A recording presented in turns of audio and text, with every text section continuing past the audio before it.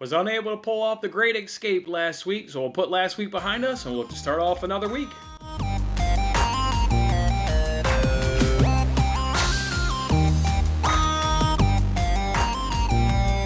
Hey, what's going on, everybody? It's Jason Mattis with Winning Bets. Thanks for hanging out with me on this episode. Happy holidays to you, happy Memorial Day to you, and happy Monday to you as we get to kick our week off here together. I'll keep this video relatively short just because it is the holidays. I want you guys to get back to your families, get back to your friends, have some fun. And for me, myself, my wife is off work today, so it's cool. We get to hang out as a third day in a row now as a family. So let's keep this one short, but let's always make sure we always recap yesterday, or in this case, recap the entire last week. You guys remember when we ended on Friday's show, we were down 4.36 units. Told you guys we were going to get it back. We did not get it back. Let's talk about Friday going on first. Friday was all about the Yankees and what they were unable to do for us. Took that Yankees on the run line, of course. Put a few units on that one there. Put 3 units on that one. They obviously went ahead and lost that game. And then because there was a promo on Dodgers-Yankees on FanDuel, then you could also bet Dodgers-Giants on DraftKings and guarantee yourself some profit if the Yankees would have won the game. And obviously the Yankees did not win the game. So that was 5 units lost on Friday right there. Knew I was in trouble. Mathematically, still had a shot to obviously pull it back and get back profitable, by the end of the week. But losing 5 units on Friday, with that being my only bet per se, just really, had one bet per se, which was the Yankees run line. The other one there was a promotion item where I lost a couple units on. But yeah, losing the one bet on Friday, knew I was definitely in trouble. Saturday, ended up just breaking even on Saturday. Bet the Champions League. Did that Manchester City team total over 1.5 goals. Told you guys I was going to go ahead and do that one. Then also through a promo, was able to bet both teams to score.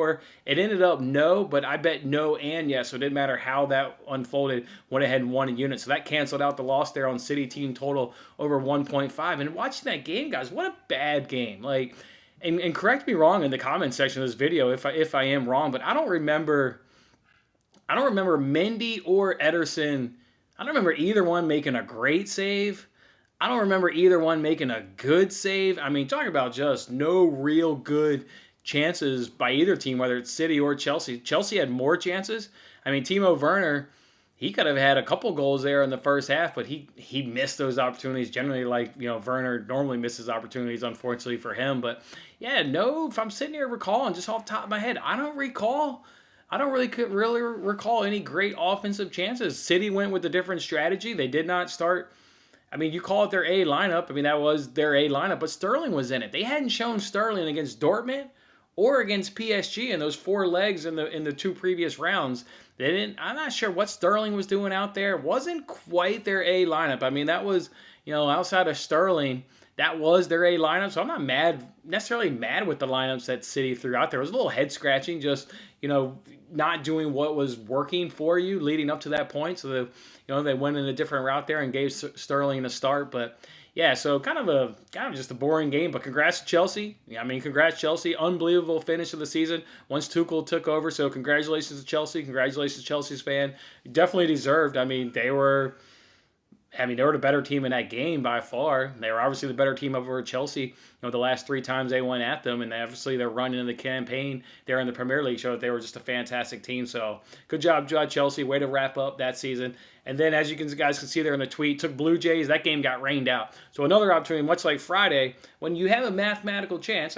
Saturday ended. It was an even day. Had a mathematical chance to go ahead and still pull back, and have profit at the end of the day. But boy, with that Blue Jays game being rained out, knew that it was going to be tough on Sunday. And it sure was tough on Sunday. Went ahead and tweeted out one baseball play, did a Nerfy parlay. That one lost due to Max Scherzer giving up a 2-run home run. Otherwise, it was a successful Nerfy parlay. Just Max Scherzer went ahead and ruined that one. And then, in terms of NASCAR, the bet I gave out on Friday was a loser, but I doubled down in terms of another driver, Kyle Busch. Put 5 units on Kyle Busch. Loved Kyle Busch over Brad Keselowski. Like I said, just put 5 units on that one. So that one recovered the loss there of the Kurt Busch 2 units, and then had some little bit more extra there as well. So that is how that one unfolded. Is that? Yeah, right. Okay, cool. So then you can see Sunday was down a little bit, down 1.38 units. Overall ended it on 10.74. So if we flip up another one here, you can see last week again, down 10.74 units. A lot of that, if I would have done maybe the same, let's say 4 single bets on Friday, 4 on Saturday, 4 on Sunday, I would have still would have been down, because I'm not going to all of a sudden act like, whoa, I would have gone 4-0 on Friday. I wasn't catching fire. It clearly was not happening. I was still running cold, but I wouldn't have lost as much had I not done single bets with large amounts of wagers. So that's how we got the 10.74, by just elevating our wager amount there a little bit. But you can still see the last 7 weeks we've been kicking butt, over 16 units, and then still 4 on the season, still up over 6 units there on the entire season. So let's go ahead and put last week behind us. Before we do that, though, let's do a couple more things. First, let's do our MLB Underdog update. Again, if you're new to this show, relatively new, we're just blindly betting every single MLB Underdog. Don't care about pitching matchup, don't care about team matchup.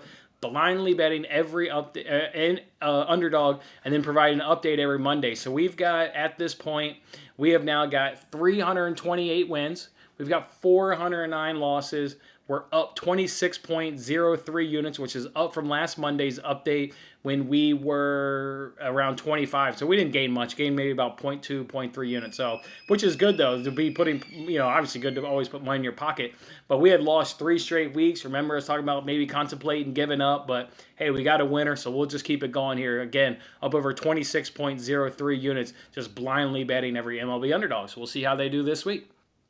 Got tons of bets for you guys today, but quick, let's do NBC Sports Predictor app. Let's do the golf contest. We did the Charles Schwab Challenge, and you can see Big Fargus won, took home with 80 points. The Predictor got 80, and then also U2 BTH, which we know is Brian, got 80, and then also Anton got 80. So 4 people with 80 points. That means they're all, instead of giving out the $20 prize, we're going to give out $5 to each one of them. So all 4 of you, just go ahead and hit me up on Twitter. I'll drop you $5, and you guys make that grow.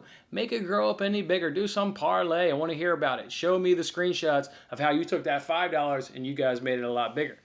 If we move it over to the NBA pick and roll contest there on the NBC Sports Predictor app, we had 2 people. We had Anton again, and then we also had Sanju as well. So they'll split the $20 prize, and they'll each take home $10. So each of you guys, go ahead and hit me up on that. Congratulations to all the winners in golf and basketball, and good luck to you on the next contest.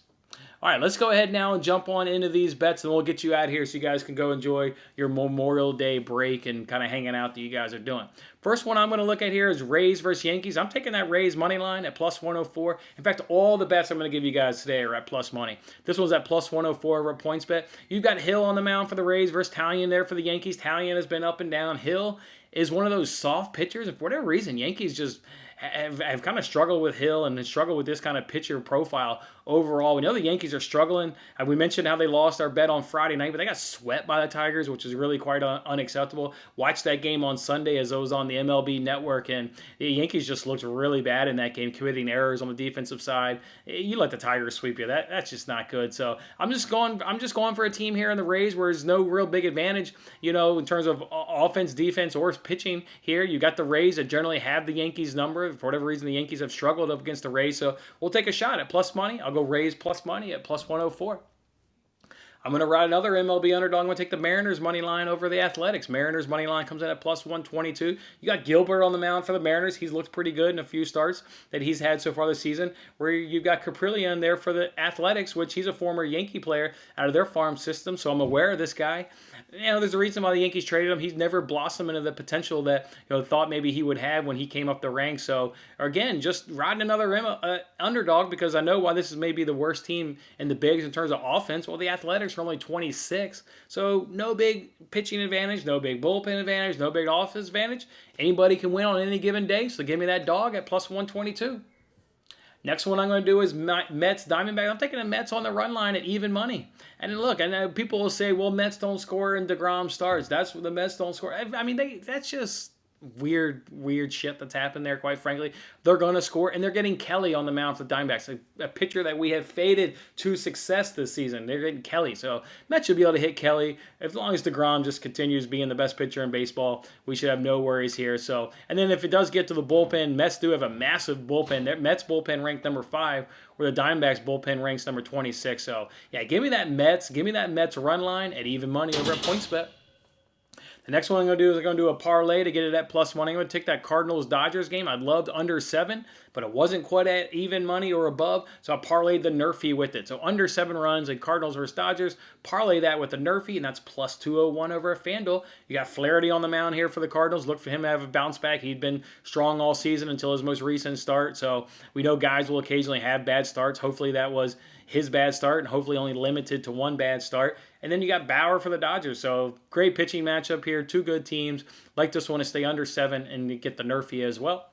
Next one we'll do here is Twins and Orioles. I'm taking that Twins run line at plus 106. You're getting the better offense. You're getting the better starter. And Barrios up over Lopez, significantly starting advantage over Barrios over Lopez. And then the bullpens, both these bullpens, about average. Nothing really standing out for either team. So, yeah, just give me the better. Give me the better starter. Give me the better offense. And again, plus money, guys. All these bets are going to be at plus money. This one's the Twins run line at plus money. Then the last one I'm going to give you guys is a money line parlay. I'm taking the Giants and Royals. Giants are unbelievable. Are the Giants the best team in baseball with the shittiest offense in baseball? I mean, they don't quite have the worst offense in baseball, but boy, isn't far off from it. But all they do is win.